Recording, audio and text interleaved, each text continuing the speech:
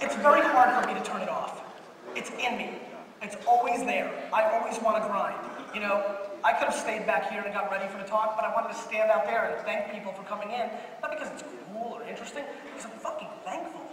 Like, thank you, it's lunchtime, you know? I mean, people are hungry up in here, you know? So, I'm just thankful, and I would say that it's very difficult for me to give you the right answer. What I would say is this. There's nobody in this room, and I promise you this, that is more obsessed of hanging out with 90-year-old people than me. I switch my seats on planes, I roll up on them randomly, you know. They're like, I'm like, hello, your piece. You know, sometimes it makes things tough because they fall asleep quickly, but I nudge them, you know. And I have conversations with people that are in their 80s and 90s all the time. You know why, bro? They've played this game. They've lived it. They're playing the game and played it that we're playing. And here's what I promise you, not one of them has ever told me, and I'm talking about 100 people, I wish I made more money. Not one. They all say the same damn thing, boss. I wish I spent more time with my family, and I wish I didn't work in that factory for 30 years. I hated that fucking place. And so, and you know what? I look at those people and I feel sad as shit. You know why? Because they didn't have the out that we all do. The fact that you are right here, right now at South by Southwest, you have no fucking idea how ahead of the rest of the world you are. The fact that you know shit like this puts you in a totally different place. And to me, what's insane about that is this room has no fucking excuses. You know the alternatives. You have the options. They didn't. For the entrepreneurs in the 60s and 70s and the 80s, 90s and the early 2000s, they didn't have a shot like we do, and we should be embarrassed if we don't try to make ourselves happy. But the big game is family, and you just gotta try. But there's no right answer for you, for me, you know? Yeah. Thanks, man.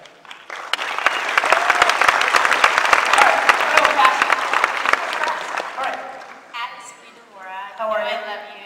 I value my life every day because of you. I spend more time with my mom and my friends. So thank you. You're welcome. Okay, I'm going to take a risk here. Okay.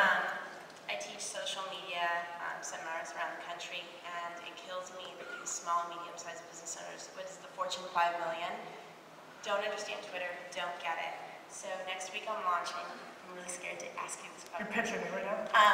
No pitch. I'm asking, and you can tell me. I was hoping it's hard, because that's straight hustle. Ready?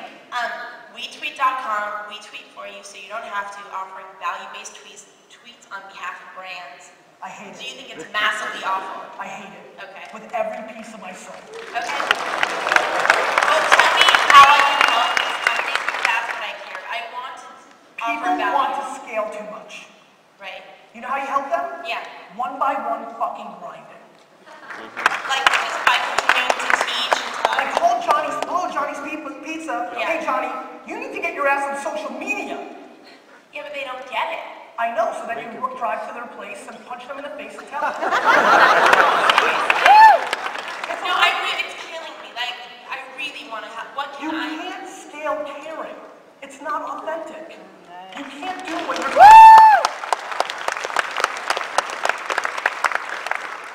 You can't.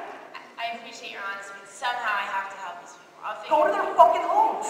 I win. I'm trying to. I teach as many classes as I can, but they still don't get it. You can only do so much, and you grind out, and when you see a glimmer of hope, you know, I'm always on stage just looking for somebody who's got that little spark, and I'm like, okay, let me get that, you know, like, that's what you have to do in those classes. It's gonna, listen, 2007 here, every question was, Gary, how do we convince everybody that Twitter is valuable? I'm trying to convince my friends that everybody's valuable. And I'm like, we don't. You know, you're gonna be the same dude that's gonna be pissed in 2010 when everybody's on Twitter, and you're gonna be like, Twitter sold out. It's like a band thing, right? There's no selling people on this. They're gonna be in the game because they're gonna have to be. They're gonna be forced into this. So you know what you do?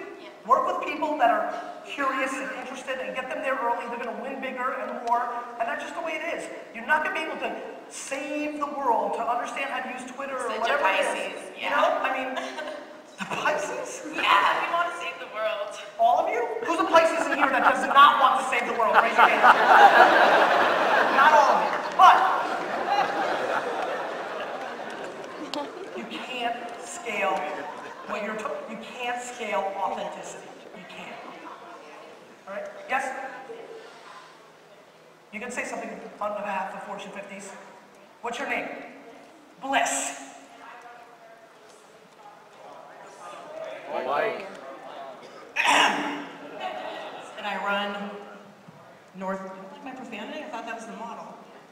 Oh, sorry, I'll think of it again. My name is Bliss, I run North America social media for Procter & Gamble, which is a Fortune 50, and I fucking get it.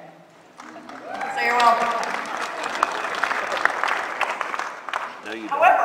However, Procter & Gamble does use its agencies to Twitter on behalf of their brands. But some.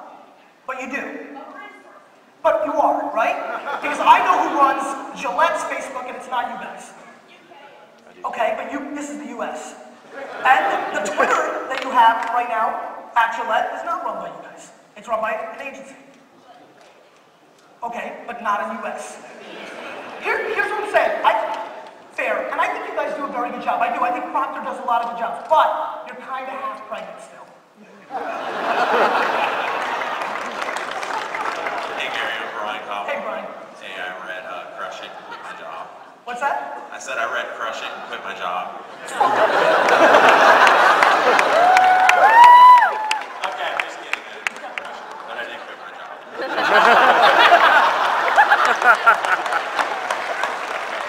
Okay, so What's with the audience trumping me this year? Go ahead, Brian. you talked a lot about passion. I've always believed in passion. It's just key, and engagement. But one thing you haven't talked a lot about is people are still putting out a lot of products that are just plain shit. Yeah. And they won't use them. So how do you get companies to realize you can't put out products that you won't use yourself? You can't. That's what they do. 88% of new consumer brand product releases are massive flops because they, what's flops? Flops because they suck.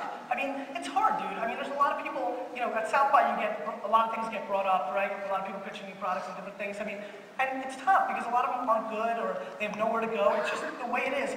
That's something you can't do, right? I mean, you just can't. I mean, there's product people and, you know, and some things, by the way, who is it for you to say it's going to be good or not? I mean, a lot of times you're wrong. There's a lot of people here that thought things would flop that didn't. So that's very subjective, but it's a very big reality, and I don't really know if there's a true, real answer, you know?